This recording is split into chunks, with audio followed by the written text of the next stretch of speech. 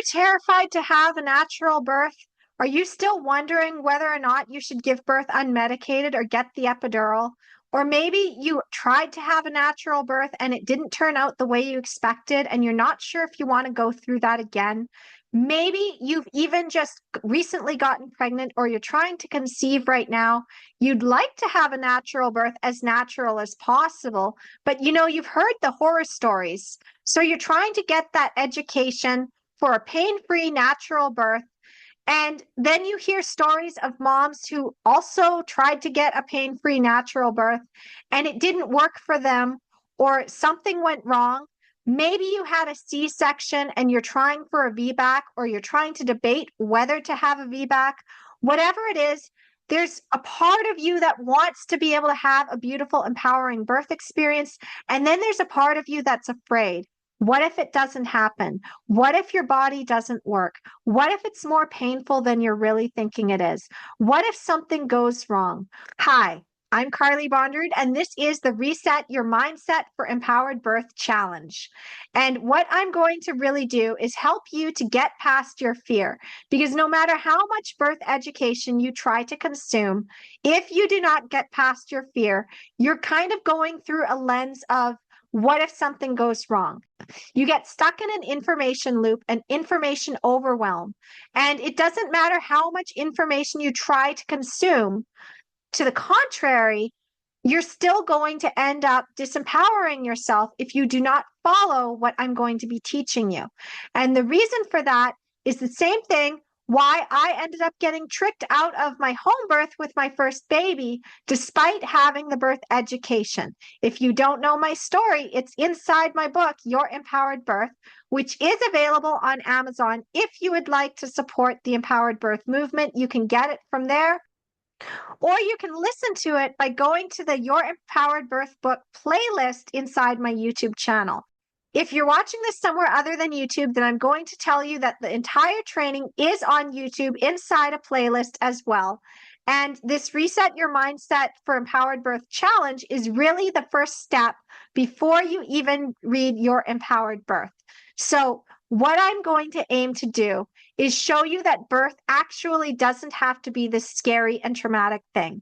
And if you had been following along with the last two videos of this challenge, then you know my story of how I used to be terrified and say, just give me a C-section, all the way to planning a home birth with my first baby, getting tricked out of it, but standing firmly in my power, not giving in when they tried to push induction, refusing a C-section, and ultimately being able to birth naturally without anybody really doing anything, but still ending up with birth trauma, reclaiming my power and having a beautiful, true natural birth experience at home, almost completely unassisted. All the midwife did was pull my baby from the water as she was being born. And then what happened is that I then taught this method to my friends and then later to my clients, because I'm like, this needs to get out there.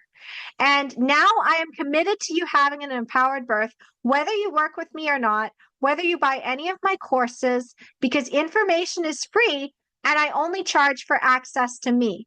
So the reason why I'm doing this Reset Your Mindset for Empowered Birth Challenge is because I've noticed that there is always that underlying fear. And this was the same thing for me. I consumed all of the birth books and I was taking the classes, and I still ended up getting tricked out of my home birth with my son. And I wanted to know what was going on. And it was through uncovering this piece, which I've now taught to all of my clients and the moms that were in my empowered birth community way back in 2020, to basically get past fear so that they could plan and advocate for themselves and basically get the birth they want without having to fight, beg, or compromise. So I'm so excited. If you did just stumble upon this training, I want to remind you there are 2 other videos before that. So you can watch this one on its own. But if you want to go through the full process and actually get past your fear, then you're going to want to go through the whole challenge. And as I said, you just have to go to the playlist. If you are watching this at the point where I've just dropped this video, Then there are 2 videos before that, and there will be one that gets dropped next week. So you're going to want to subscribe to this channel, follow this, and do the homework. It's really important that you do the homework when it comes to this training. And I'll tell you more about that as we keep diving deeper, because as I said, I'm committed to you having an empowered birth. You deserve it. And when you have an empowered birth, you're an empowered mom for life, and no one can take that power from you ever again. So this is day 3 of the Reset Your Mindset for Empowered Birth Challenge. And today we are going to be addressing the media and why it keeps you afraid of birth. So the question we've really been asking during this challenge is, why are we so terrified of birth? How do we go from being absolutely terrified, just give me a C-section and a tummy tuck and knock me out, to suddenly deciding to launch an entire empowered birth movement around the idea of aiming for true natural birth and only pulling back as much as needed to be able to strongly advocate for ourselves? And in my case, go on to write a book and create entire course content and videos around empowered birth, when I used to be absolutely terrified of it and think that people were insane to have home births. Again, if you haven't gone through the full training, then you might not know the whole story that I laid out in video number 1. But if you really get the overview, I went from being completely afraid to now I would birth completely in my power, unassisted, and nobody would touch me. And I've taught other moms how to do this, and I've seen the transformation that happens with it, and it's just absolutely beautiful. So birth can be a beautiful and empowering experience. It doesn't have to be painful and traumatic. So what we're going to be covering in this class is I'm going to go into the depictions of birth in pop culture and how they undermine your birth confidence. Now, some of these references are quite a few years old. The reason for that is because those are the ones that are also the most iconic. There is a movie that's very iconic, especially in the title of it. And, sometimes we just really have to go through that birth culture. But you can find other examples in modern pop culture today that still perpetuate these same messages. I also go into the truth about physiological birth and how it really works, the true natural birth, why those scary horror stories are less common than you'd think, and the secrets to having a more natural, connected, and even painless birth experience. So basically, I'm going to show you what is all that scary stuff in pop culture and the messages that it's perpetuating. And I'm also going to flip it on its head so that you can see what birth actually is. So in the last part of this challenge, we covered how our early birth training affects whether we receive positive information about birth before we are influenced by the media later in life. And I gave the example of my kids and how when we watch these scary depictions of birth that pop up on our popular shows, or even things from when I was younger, they're watching the old shows like Glee or Malcolm in the Middle, or it's in a movie, and they're seeing this horrifying birth image. I've really been able to influence and incubate them from that fear by having the positive mindset already established in the home. Whereas a lot of families don't have that. So make sure that you have really addressed what was going on in your own family dynamic. That's why that homework exists. You will not be able to fully understand the lens of the media until you understand the lens of the family. These trainings build on each other. So your family of origin, your early education, before you even started absorbing the messages on TV, really sets the stage. Because if you were watching a show with your parents and they're saying, well, yeah, that actually happens, then that reinforces the fear. So I had seen messages about how they had to cut an episiotomy. I'm like, I don't want an episiotomy. And every single woman in my family had had an episiotomy. And they're like, well, it's better than tearing. and I had no context around that.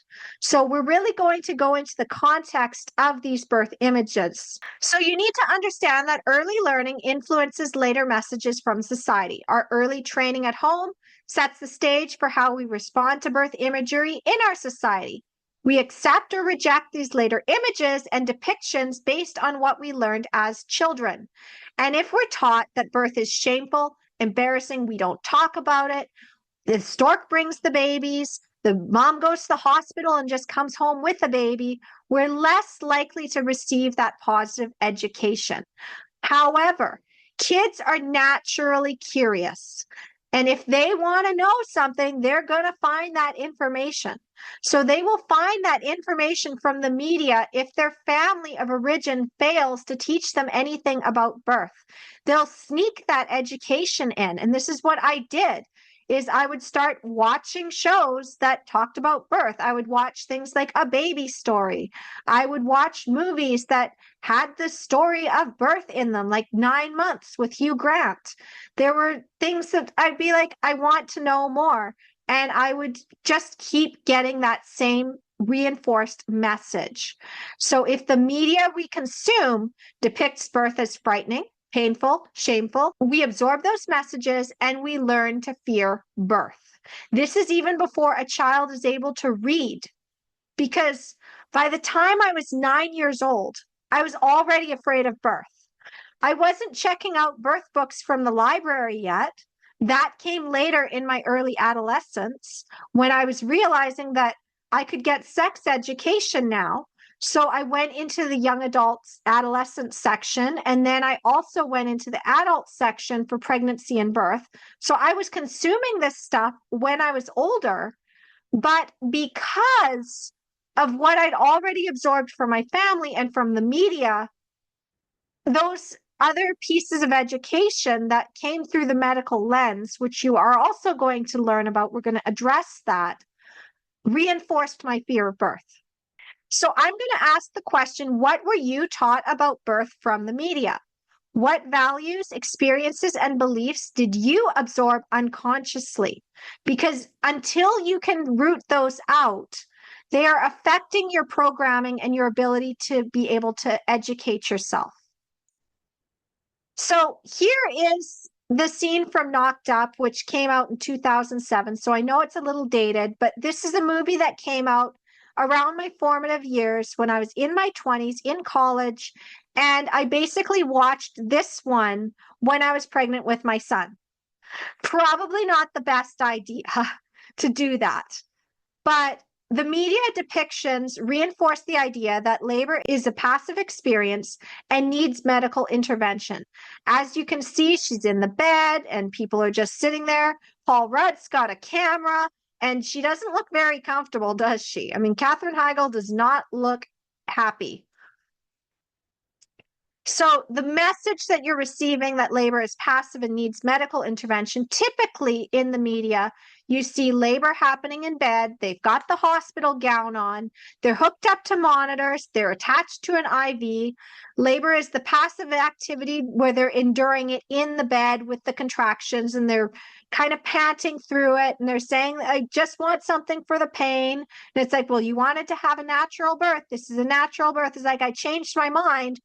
And then a slow labor is also a problem. They're like, well, the baby's not here yet, and you've been laboring for a while, so let's start Pitocin.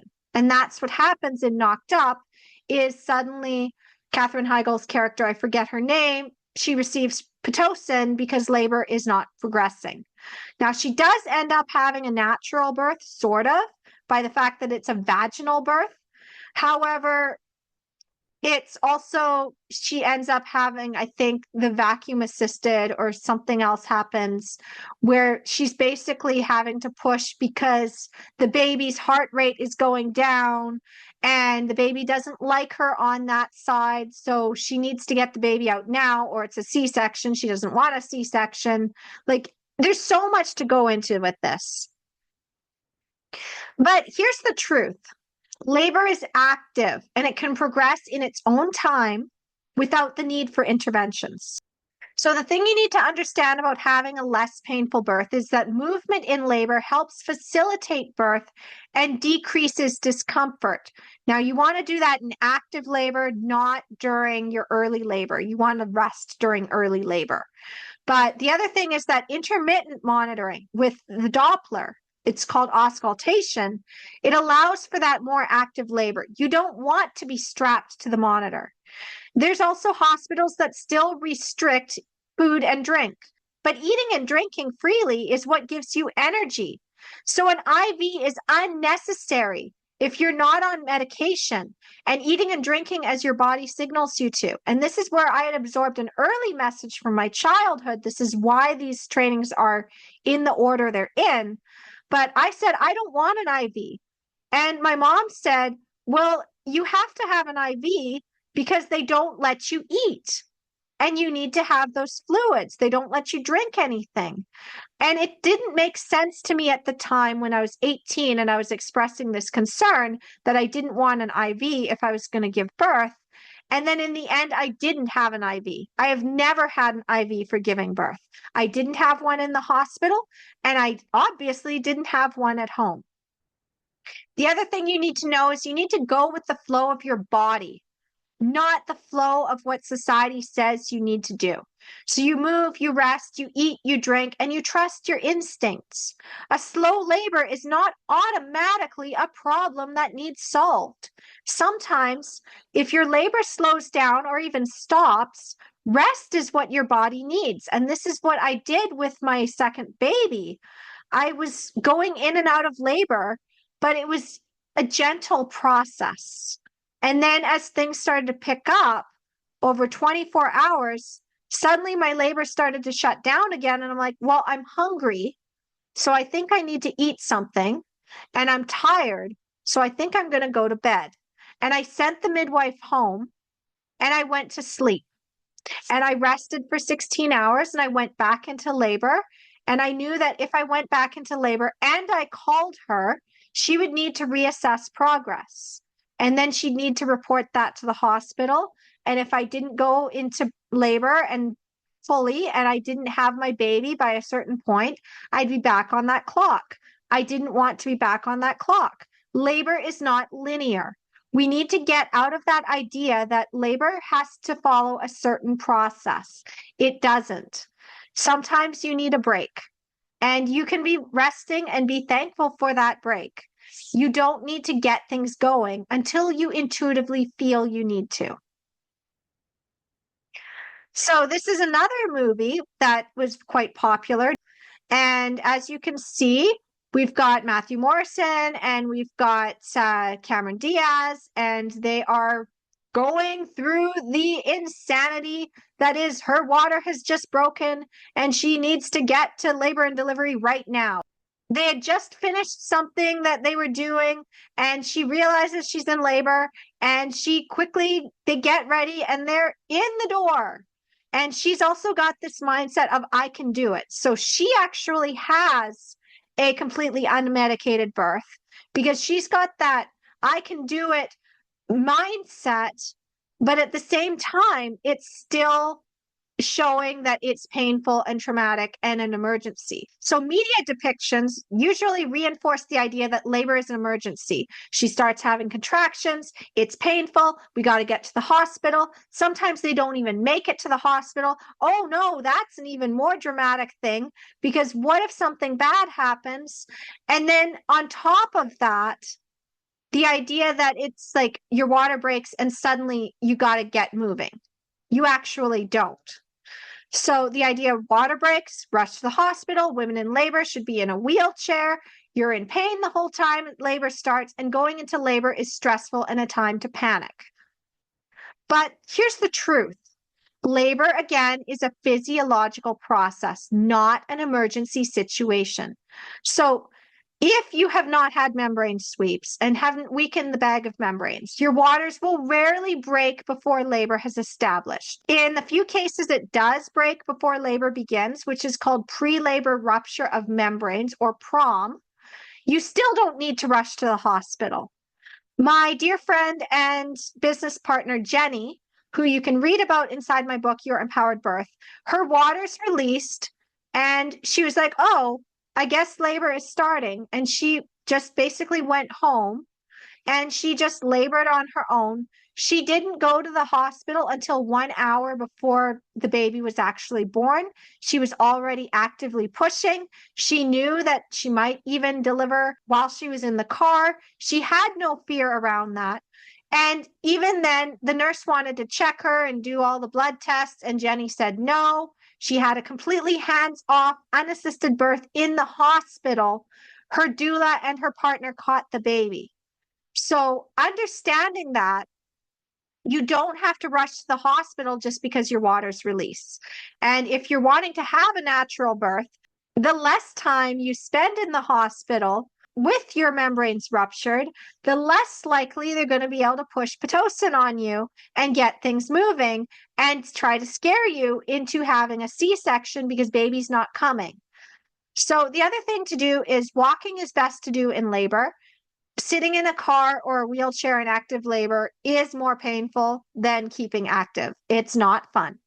But Jenny had the TENS unit when she was in the car. She said, I don't know why you complained so much about being in the car, because I was in there for 20 minutes and I was falling asleep. And I'm like, well, you were further along in your labor, so you were already in and out of your trance. I wasn't. I was snapped out of it. So I wasn't in my labor trance, and yes, it was painful and it wasn't fun. And the reason I called the midwife to the house when I did with my home birth was because I had an appointment that day already scheduled with her. So rather than see her at the actual clinic where I didn't want to be in the car in early labor, I decided to wait until after the hours were done in the clinic and she came to me. But otherwise, I probably wouldn't have called her in hindsight if I had known. So the other thing you need to understand is physiological labor comes on in waves, and then you have time to rest. It's not continuous pain for many hours. When a mom says contractions were one on top of the other, one of two things has happened. Either she's been given Pitocin and been induced, or she had a very, very fast labor and baby was just coming now, and she didn't recognize those earlier contractions as just like early preparation. She didn't see that, she didn't notice. So when things really ramped up, what she was dealing with was transition. And that is when the contractions get closer together because you're almost done. And those are intense, but they can last anywhere from 2 minutes to 2 hours, depending. And again, that's like building up in your bloodstream. It's not start contraction and pain for multiple hours. So you can prepare for that. You can prepare for the possibility that you'll just hit transition and it will be fast. You're not going to have as long of a labor if it's one on top of the other, unless you're getting Pitocin. Because if you have Pitocin, that is not a physiological birth happening. That is intervention. And yes, that can go on for many, many hours like that. That's why moms typically get the epidural, because of Pitocin. So the other one, of course, is if they break your waters, like intentionally breaking your waters. Now, baby's not in the right position, but honestly, you might not even realize you're in labor right away. I didn't. I thought when I went back into labor with my daughter that they were just cramps because I'd had a cervical check the night before. And I'm like, oh, I wish I hadn't had that cervix check because now I'm cramping. And it was several hours before I realized that there was an actual peak to the contraction, and then it was easing off, and I'm like, oh no, I'm in labor. And then I was still just laboring on my own. And even then, the surges can be so mild that it could be several hours before you recognize the actual pattern. And even then, staying calm will help your body relax and open, and you'll still experience less pain. I was convinced my daughter wouldn't be born until the morning. And I was in the birth pool at a point, it had only been about maybe 4.5 hours. And my partner had asked if he could go to the liquor store and get something to drink. I know, I know. He's a category 5. If you want to know more about that, you can go into your Empowered Birth workshop. I talk about that in partner support and the 5 different types of fear that your partner has and how to work with that. It's a brief overview, but I do tell my story of my partner and this whole thing of going to the liquor store. But the fact is like I sent him away. I'm like, I don't need you right now. I'm good. I'm in the pool. Nothing seems to be happening. In fact, when you get back, I think I might take a Gravol and go to bed because obviously she's not coming tonight. But then he left, and I had the mother of all contractions just before he gets in the door. And then I have another surge right after that. And I'm like, oh my gosh, now I'm in active labor. What was I thinking? I don't want to do this for another 8 hours. This is not fun. Like, what the hell? I want the gas and air. And I was waking up to that. And then suddenly my water's released. And it was like a jet of water hitting my clit. I'm like, whoa, my water just popped. And then I felt the head. I was done. All of that mother of all contractions was like 2 minutes. And then I was done. And then my uterus was just pushing the baby out. And we're going to go into that a little bit deeper over here. Because media depictions also reinforce the idea that birth is long and painful and difficult. So if you haven't, I mean, I don't know, maybe you know about Friends. It's a very iconic show. It came out in the 90s. This is around the time that I was about 17 years old when they had Rachel having the baby. And I was really scared. I was really scared because here she's having this breech birth and they're talking about how she's overdue. So first she was overdue and she just wanted to get the baby out and she was miserable. Then she goes into labor and everybody else around her is having the baby, including an annoying character that was like a recurring person, Janice. She has her baby before Rachel has hers.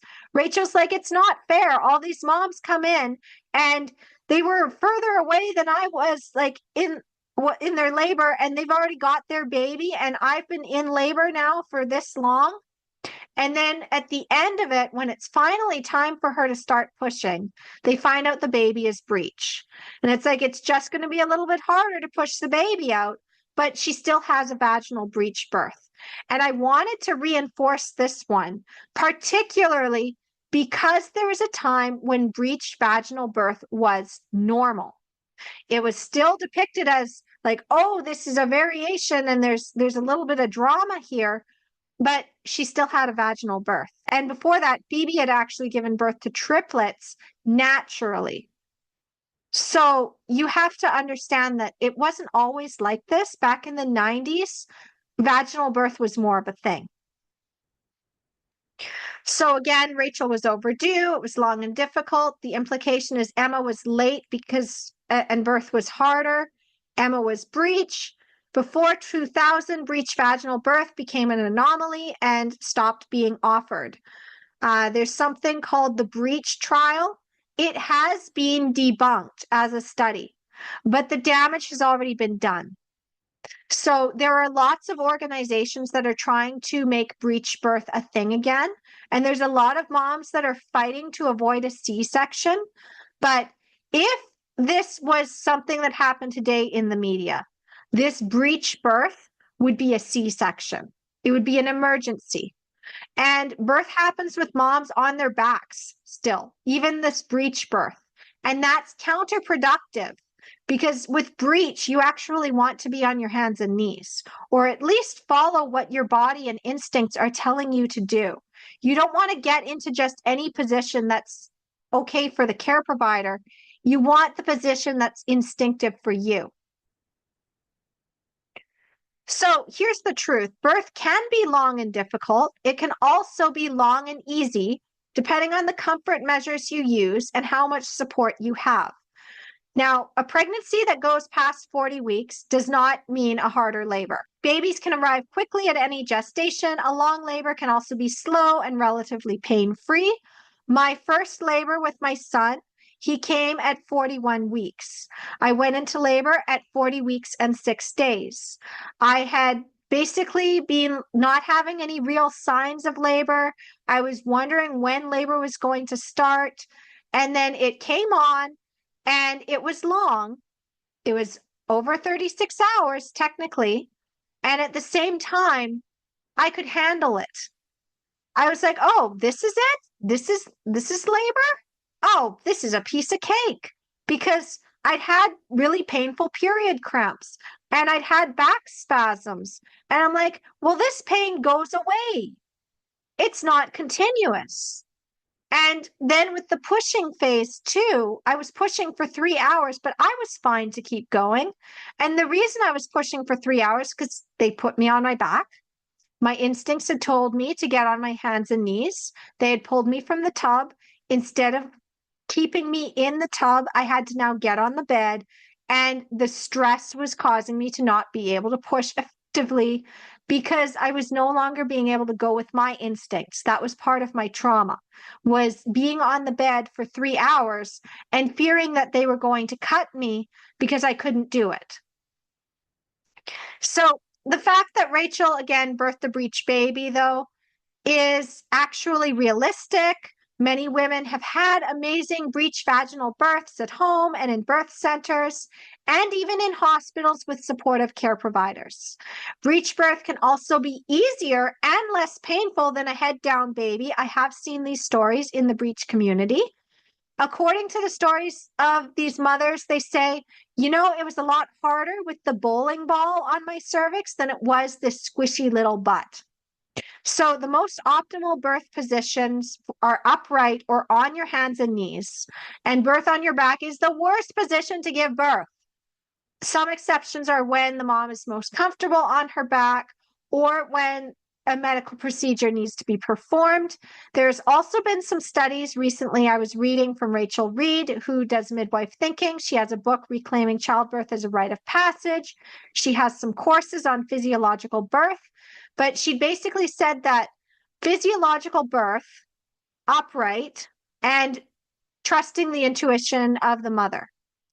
Birth with interventions like the epidural, maybe it is actually more effective for mom to be on her back to push. But that is, again, something that they're kind of looking at. Don't quote me as having all of the knowledge on this because I don't. I'm just basically letting you know that there has been some studies that have been done. That doesn't mean it's being implemented. You would need to do your own research on this. And of course, I'll do some research too, but for the purposes of this training, I can't get into that. So the other thing is that media depictions reinforce the idea that birth is painful and horrific. And again, we're back to knocked up. She's not having fun. We often see this even as a picture in a lot of birth articles. So in the typical pushing scene, the mother is usually on her back or semi-sitting in bed. She's yelled at to hold her breath and push, often with counting to 10. There's so much screaming. There's women saying, you suck to their partner or the guy that knocked them up. The mom is sweaty. She's crying. She's exhausted. She's frustrated. The support people in the room often get grossed out by what they see. Sometimes the mothers start to tear. There's been instances on TV and in movies where the doctor announces they're going to cut her an episiotomy to avoid a bad tear. I mean, all of that terrified the hell out of me.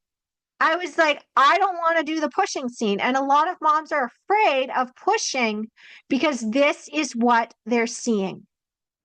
But I can tell you that it doesn't have to be this way. Birth can be beautiful, empowering, and even orgasmic.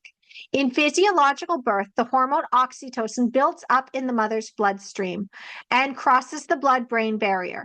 And this signals the body to produce more endorphins as the birth sensations increase. If adrenaline, fear, is introduced, then that counteracts with the birth hormones, which can interfere with the body's ability to reduce the experience of pain. And that is the fear, tension, pain cycle. You're afraid, you tense up, you feel more pain. You relax, you don't tense up, you are able to move with the flow of your body.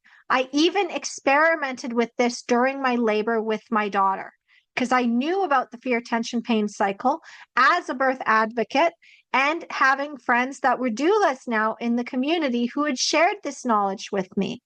So there's also been instances of births that were orgasmic when the mother was able to fully relax and get into her labor trance.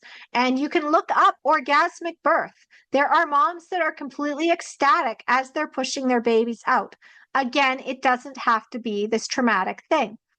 So, on the subject of pushing, if enough oxytocin builds up in your bloodstream, which is what's supposed to happen, the fetal ejection reflex, or basically releasing the baby, will be activated. Your uterus will take over. You don't actually need to push. It does all the work for you. And this is what I discovered in the difference between my first birth and my second. In the hospital, I was told when to push. I was feeling like I didn't need to push. I was waiting for the contraction and it wasn't coming. And they were telling me, if you don't get this baby out by X time, we're going to do an episiotomy. And that's when I pushed him out. I was so determined to avoid that C-section. I just kept pushing, but it was so exhausting to do that. And I didn't want to do that. But with my second, I didn't have anybody pressuring me to get birth going at a certain point. Nobody was even there yet.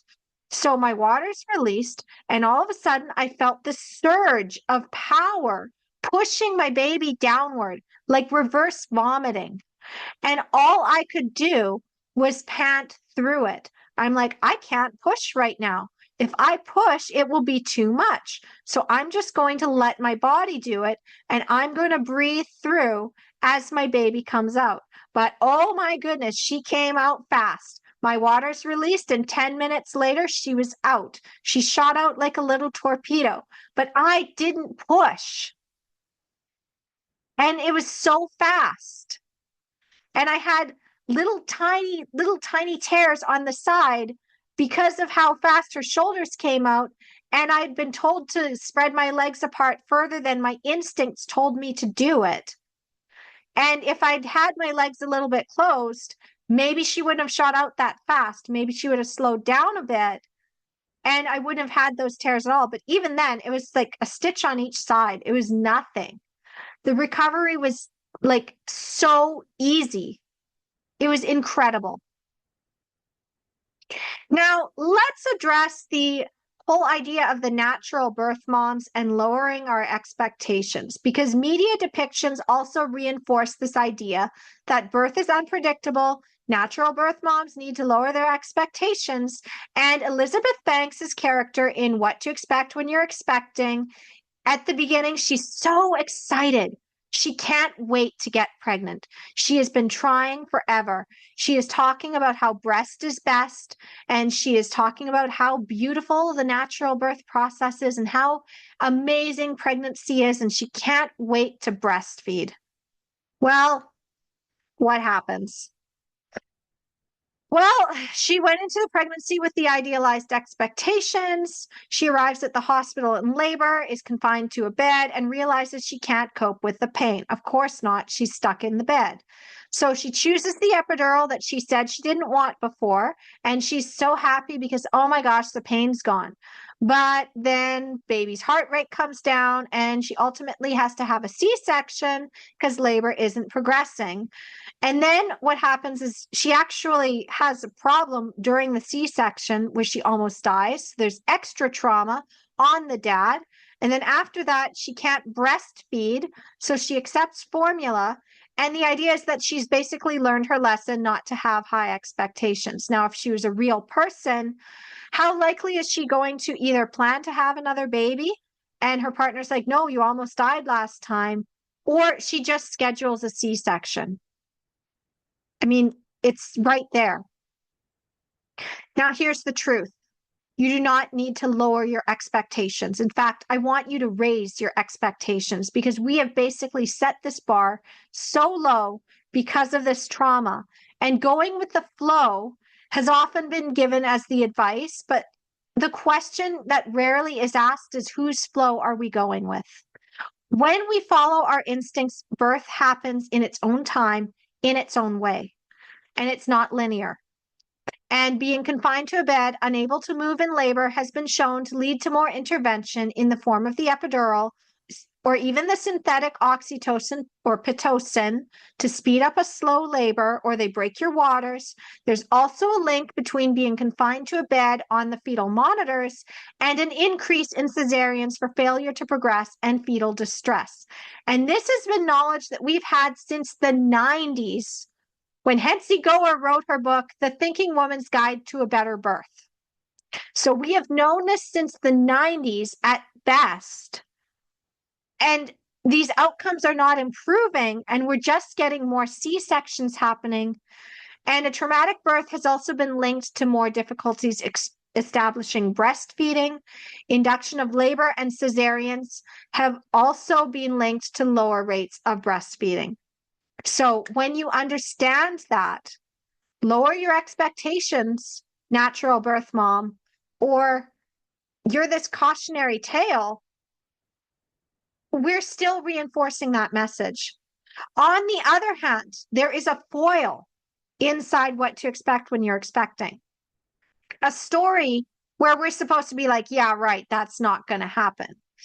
Media depictions that reinforce the idea that any story where birth is easy and painless is something to be mocked because it's not realistic. Now, in my book, Your Empowered Birth, I also talk about a scene from Wanderlust with Paul Rudd, where he's basically with like this hippie chick comes outside of their little commune and she's swaying back and forth, and Paul Rudd is from the city, and she's like, I'm going to have my baby right now. And he's like, no, you're not. It's like, oh, yes, I am. The moon is full and it's perfect. And oh my gosh, it's so good. And she's having an orgasmic birth. And the idea is this is not realistic. It's to be mocked. Well, the same thing in What to Expect with Your Expecting is that Elizabeth Banks's father-in-law has got a young 20-something, and she's pregnant, and she's been in heels the whole time, and she's had an easy pregnancy. Meanwhile, Elizabeth Banks's character has been absolutely miserable and has hated her pregnancy. And then Miss Brooklyn Decker's character goes into this labor, and she's so happy with her easy pregnancy. It's intentionally exaggerated in the same way that Elizabeth's is in the movie. The characters, I forget their names. So in what is supposed to be active labor, she's bouncing happily on her yoga ball, watching TV until it's time to go to the hospital. And at the hospital, she's dreamy and happy as she checks in. And then as she's pushing, she just is like very calm through it. And then all of a sudden she sneezes, and the first of her twins is born effortlessly into the doctor's hands. And then in the end, though, she's punished for this easy birth with difficult babies that are just doing nothing but crying. And we're led to basically ridicule her birth. And also know that if you have an easy birth, you have hard babies. So either way, you don't escape. But the truth is, birth does not have to be painful or traumatic. All birth stories, even the too good to be true ones, are valid experiences. And our birth culture has taught us to dismiss any positive birth stories that do not fit with the birth is painful and dangerous and traumatic attitudes typical in mainstream media. Positive birth stories also exist in many books, the blogs, the websites, and even in parenting forums like the mom groups. So for every negative story, there is guaranteed to be a similar story with similar complications that resulted in a more positive outcome. And the difference is that the positive birth stories often had mothers who were supported in their choices, who knew how to advocate for themselves, and who had a positive mindset. The other thing is, if there isn't a positive story, but you have a vision, you might be the pioneer for that positive birth story. And that's where the empowered birth method really comes in. So your empowered birth bonus action step, now that you've gone through 2 days already, And now that you understand how the media has influenced you, write down all the things you currently believe about childbirth. Include all the fears, the worries, anything you've learned from the media, what birth looks like. Be as specific as you can and include the source you got that belief and fear from. For example, if you saw the specific procedure or way childbirth was depicted in Knocked Up, or what to expect when you're expecting, or something else that you're watching, a TV show, a medical drama, and it terrifies you, write that down, the whole scene, why it scares you and worries you, and include the things that you've seen and heard that you don't necessarily believe to be possible, either positive or negative. And if you need more space, of course, then write this out in a Word document and keep it somewhere safe where you can refer to it later. Because this is an ongoing exercise. If you can continue to be in this culture of fear, but you can challenge it every time, there will come a point where it no longer affects you at all. You are no longer stuck in that trauma loop. And then the medical system can't use their biggest tactics of fear that has been ingrained within their own teachings, or society can't make you doubt yourself when it comes to planning your natural birth. So stay tuned, because next week, or if you're watching in the future, right after this training, we're going to dive deep into unlearning those myths and misconceptions and how your formal birth education, really, you have to filter it through these lenses of context to be able to get past your fear. Because there's a whole other side to this education that we don't see until you really pull up those roots. So thank you so much again for watching. I'm so proud of you for getting this far. As I said, if you want to just go through the videos themselves and watch 3 times before you do the exercises, that's totally okay. However, I do encourage you to do the exercises, because it's one thing to watch a training and be like, that was a really nice, informative training, my mind is blown. It's another thing to actually do the work. And the work is where you integrate. So the rule of 3 is basically the first time you're getting the information and you kind of have your mind opened. The second time is finding those pieces that you maybe didn't notice before, but now they're starting to sink in. And the third time is integration. If you add implementation to that by doing the work, then you have the whole system. And again, information is free. I only charge for access to me. So if you have any questions, all you have to do is either put them in the comments of this video or reach out, hello@empoweringmomsbirth.com. You can also just do it yourself, find other information that's out there. I do teach a lot on context, even in my natural birth training and in birth planning. You can go to my website, empoweringmomsbirth.com/start guide to get the overview. And there's so many resources on my website that you can just pick and choose what you need. I don't know where you're at in your fear. Maybe you've already had 1 or more birth experiences that didn't go to plan, but you had a somewhat positive mindset going in, and you're like, what the hell happened? Well, this training again is going to show you. But there's something else after that called your Empowered Birth Workshop, and I will tell you more about that in the next video. But what you really need to understand is that there's some moms that are so terrified, they think birth is painful and traumatic. They're at the beginning of the journey where I was, and I said, just give me a C-section and a tummy tuck. To further along, I'm pregnant. I actually realized I'm more scared of the hospital than I am of home. I have some underlying fears. I haven't really addressed them. I don't know that they're there. And I'm trying to have my natural birth, but now I'm being sabotaged. I attempted this natural birth. What the hell happened? Why did I give in to that thing that I said I didn't want? What was going on there? And then just going through that system and unlearning what you've been programmed to do, which is be afraid of birth. Because it's easier to scare you and get you to buy into the idea that you need to have medical intervention in your birth if you are immersed in that. So there is a trauma loop happening, and you've now basically uncovered it. So go through and do those exercises. Take a few days if you can. I know it might be tempting if this training is already out there in full to just binge, but at the same time, you really want to integrate this. So take at least 2 to 3 days, really integrate this. And if any trauma comes up for you, any triggers, I'm also going to encourage you to just take a walk, take a break if you need it, and come back to this when you feel empowered.